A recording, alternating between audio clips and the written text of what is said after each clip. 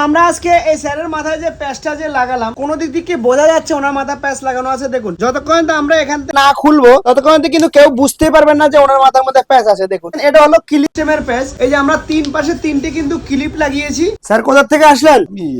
শ্যামবাজার থেকে। চলুন স্যারের সে আজকে আমাদের কাছে শ্যামবাজার থেকে আজকে আমরা ওনার মাথার মধ্যে হেয়ার প্যাচেসটা লাগাবো, লাগিয়ে আপনাদেরকে দেখাবো যে হেয়ার প্যাচেস লাগালে 10 থেকে 15 বছর কম করা পসিবল কিনা। অবশ্যই কিন্তু আমরা হেয়ার প্যাচটা লাগানোর পরে অবশ্যই কমেন্ট করবেন যে ওনার 10 বছর কম হয়েছে কিনা। চলুন তাহলে দেখা যাক।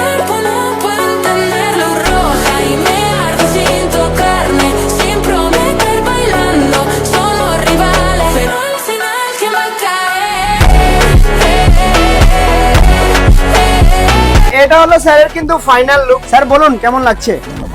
কতদিন থেকে দেখছেন আমার ভিডিও? এক বছর থেকে দেখছেন। তাহলে ভিডিওতে যেমন দেখেছেন তেমন লাগছে তো? একদম তেমন লাগছে। তাহলে আপনার কাছ থেকে প্রাইস কত নেওয়া হলো? 5,000 টাকা। তার বেশি নেওয়া হয়নি তো? কি কোম্পানির প্যাচ লাগানো হলো? অস্ট্রেলিয়ান।